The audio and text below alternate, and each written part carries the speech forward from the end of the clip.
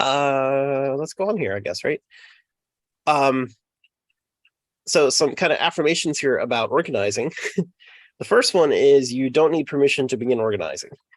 Um, that one I think is important to keep in mind because just like we were saying earlier, mobilizing and advocacy tend to kind of focus on professionals, right? That say that these professionals turn people out or make decisions or write reports or whatever it is. And you don't need to be a professional. You don't need to be an elite. You don't have to have a master's degree or whatever. You just have to be somebody that cares about making your community better. And you can start organizing. Good organizing is built first and foremost on trust and real relationships. If you don't trust each other, if you don't know each other, then you can't really work together. You can't really build an organization together. And a lot of working class people rightfully don't trust politicians because they have been taken advantage of by both Republicans and Democrats for decades. They know that neither of those parties work for them. So they don't trust most politicians. You see people everywhere, they'll even tell you to your face, right? They vote the lesser evil. They're not happy about it. They just don't want things to get worse. So they naturally don't trust politicians or just people that want to organize in the political space at all. So it's very important that as we're organizing, the first thing we work on is building that trust and building that relationship. That I'm Showing not, up for them, yeah. What's that? right? Like, what are their problems and how can you help Yeah, them? Not exactly. coming in and telling them what they need to do to change their community. Yeah, and it starts with listening to them. That we'll have a slide on that, deep canvassing in a minute. Um, another important point is to not let yourself get overwhelmed. There are plenty of things going on in your city, in your state, in the country, internationally, globally. Um, there's a lot to worry about. Um, as an organized movement, we can eventually tackle all of those things, but you're not going to do that by yourself today. So don't let yourself get overwhelmed. It's okay to start with one or two things that are important in your community and build from there.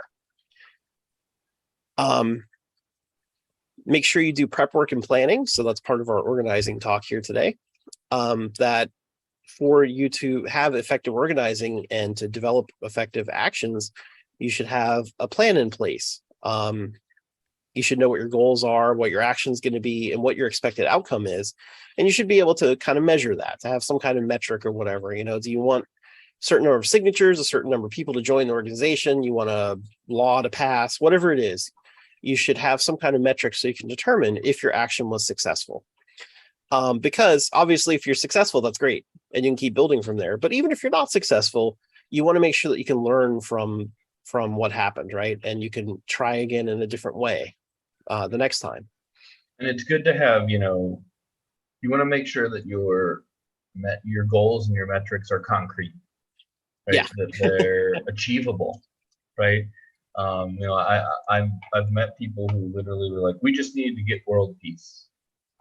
Like, this is a nebulous global thing that you just said, and you just set yourself up with first out of the gate goal that is vague and unspecific and likely unachievable in our life, in any short term, even, maybe even, world peace, whatever that means, is likely a generational type of conversation. So you want to make sure that you're, being realistic about your capacity, being realistic about what you're trying to do, and work from there. An example I have is one of my friends wanted to get in, and this was back a decade ago in the beginning of the Fight for 15 movement. He wanted to organize for, unions in fast food places. And I mean, at the time, there was zero support from established unions, right? He was going to have to go the IWW route with independent NLRB elections and things like that. And what we kind of came down to, and he actually ended up moving and it all kind of fizzled when it lost its leader. But what we ended up coming down to was that rather than trying to unionize, having the goal be to unionize every fast food restaurant in town, which is where it started, right? It started with a young organizer in his early 20s who wanted to change the world. And so he had this big goal. But the big goal was too much for one person. It was too, and so our step to get there was that it'd probably be easier to pass, say, a municipal law on the city level saying that all businesses within city limits had to provide 5 free sick days. And that gives our work, our service industry workers, organization a win.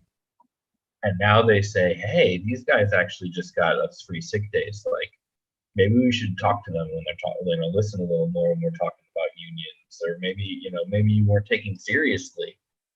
You were just another white kid organizer that came in and tried to change things, right? And I'm speaking specifically of this one organizer, but if you can achieve that, if you can come up with a plan, an escalation, right? You start and you build. You don't start with going straight to blowing up the press, blowing up social media and causing chaos, right?